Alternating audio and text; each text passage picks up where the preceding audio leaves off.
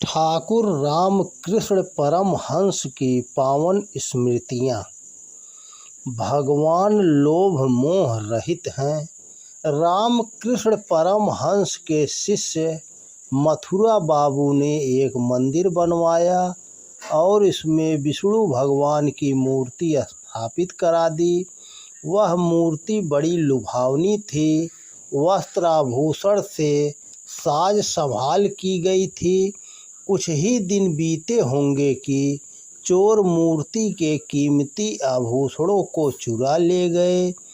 प्रतिमा अब उतनी आकर्षक नहीं लगती थी।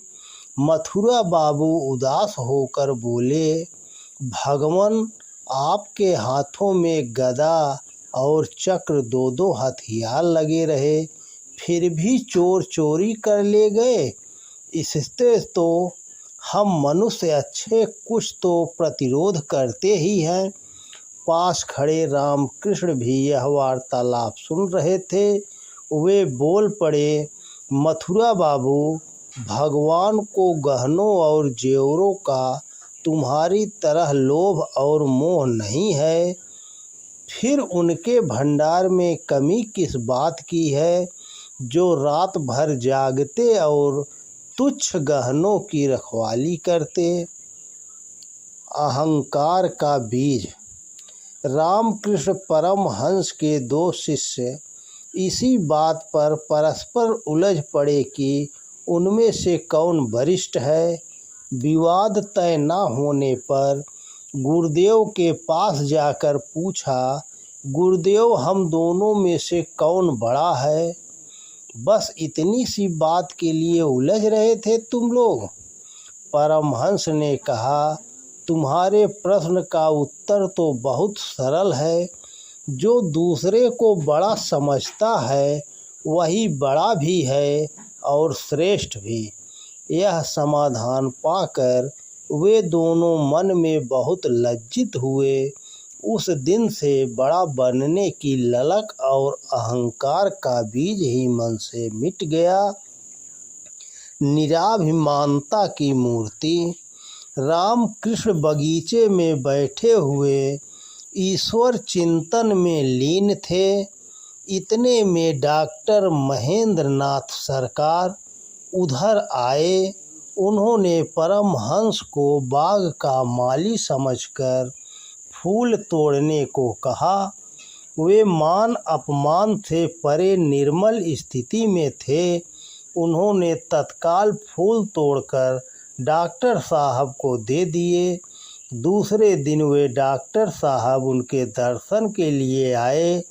तब उन्हें अपनी भूल मालूम हुई और उनकी निराभिमानता पर द्रवित हो गए।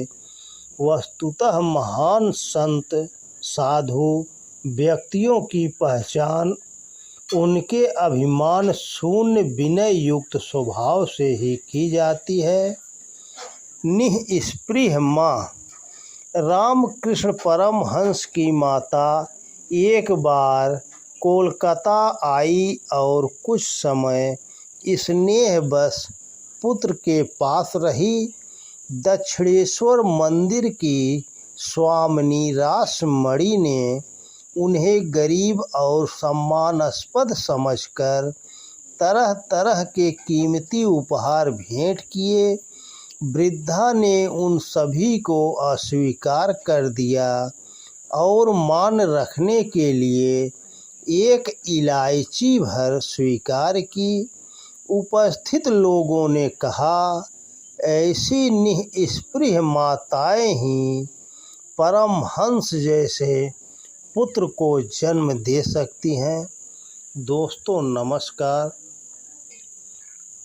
आप लोगों को वीडियो पसंद आए तो ज़्यादा से ज़्यादा शेयर करें और हमारा सहयोग करें। प्रसन्नता ही श्रेष्ठ मानसिक आहार है। मन में निराशा को एक पल भी न आने दें। संकल्प शक्ति असंभव को संभव बना देती है। वर्तमान में शांत और स्थिर रहें।